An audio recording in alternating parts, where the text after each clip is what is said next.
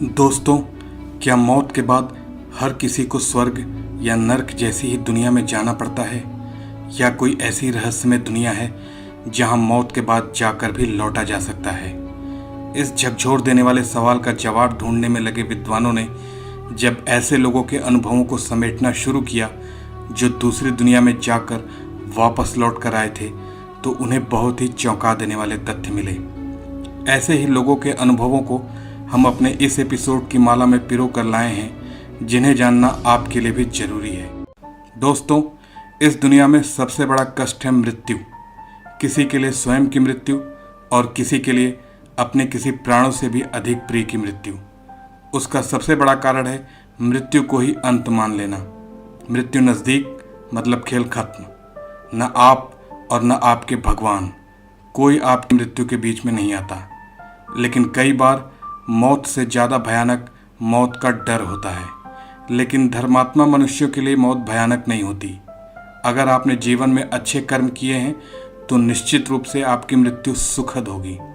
इस बात पर अधिकतर जीवित लोगों को विश्वास नहीं होगा, लेकिन मृत्यु के दरवाजे से वापस लौटकर आने वाले कुछ ऐसा ही अनुभव बताते हैं। लोगों की मृत्यु और मृत्यु के पार के अनुभवों को विश्व के कई जाने माने मूर्धन्य विद्वानों, जिनमें Raymond Moody, doctor Robert, doctor James Anthony, Grace Rosher, Elizabeth Kubler, Mrs Jane Sherwood और भारत में दीपक चोपड़ा, दिनेश डिसूजा एवं आचार्य श्रीराम शर्मा आदि ने विस्तार से अपनी कृतियों में समेटा है। मौत के दरवाजे से लौट कर आने वाले कई लोगों ने दिव्य प्रकाश, सुरम्य स्थानों का मनोहारी वर्णन किया है। ऐसी ही एक घटना का जिक्र अपनी पुस्तक the book of living dead में सर विलियम बैरेट ने किया, जिसमें जर्मनी के बॉन शहर में एक महिला की हालत प्रसव पीड़ा के दौरान बिगड़ गई। नर्स ने तुरंत लेडी डॉक्टर को बुलाया। डॉक्टर ने अपनी तरफ से पूरी कोशिश की, लेकिन स्थिति में सुधार नहीं हो पा रहा था। महिला अर्ध बेहोशी की हालत में थी। अचानक उसने डॉक्टर का हाथ पकड़ लिया और बोली, डॉक्टर, मत परेशान हो, मुझे उस संसार में चले जाने दो। कितना मनोहारी दृश्य है वहाँ, कितने अच्छे लोग दिख रहे हैं वहाँ के, इतना दिव्य प्रकाश है कि पूरा वातावरण प्रकाशमान हो रहा है वहाँ। फिर एक और घूमकर अपने मृत पिता से बात करने लगी, जैसे सचमुच वो वहाँ खड़े हों। वो बोली, डैडी, मैं जल्दी ही आ रही हूँ, लेकिन देखिए ना, ये लोग मुझे आने ही नहीं देते। फिर अचानक से वो खामोश हो गई।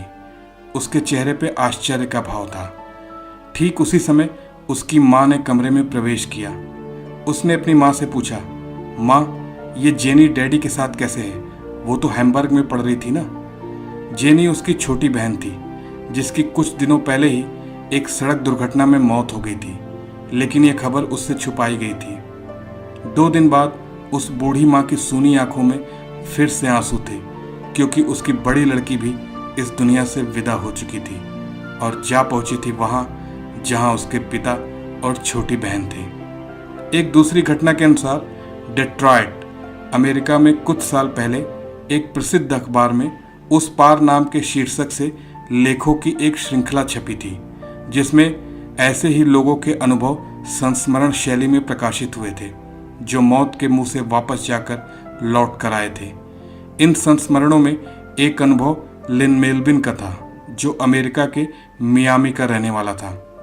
अंतिम समय के अनुभवों को उसने लिखा है कि तेज बुखार के कारण मेरे सर में भारी जलन हो रही थी। मेरी हालत खराब होती चली जा रही थी। दर्द बढ़ते बढ़ते अचानक सब कुछ शांत हो गया। मैंने अपने आप को काफ़ी हल्का, शांत, शीतल, स्वतंत्र और शक्ति संपन्न महसूस किया। मुझे लगा मैं हवा में तैर रहा था। अपने चारों तरफ का वातावरण मुझे काफ़ी रंगीन और सुहावना लगा। वो बस अद्वितीय अनुभव था। इस आश्चर्यजनक स्थिति का पहले तो कोई कारण नहीं समझ में आया। फिर लगा शायद मैं मर चुका हूँ, लेकिन यह स्थिति भी अधिक देर तक नहीं बनी रही।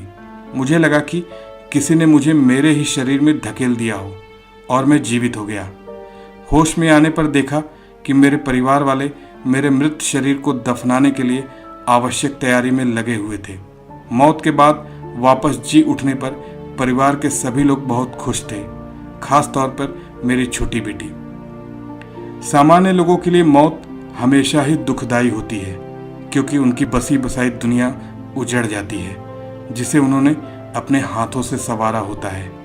लेकिन जिंदगी आगे बढ़ने का नाम है और हमारे लिए ये जानना सबसे महत्वपूर्ण है कि हम सही रास्ते पे हैं कि नहीं। मौत के बाद की दुनिया से वापस लौटकर आने वालों का सफ़र जारी रहेगा अगले एपिसोड में भी। तब तक के लिए नमस्कार।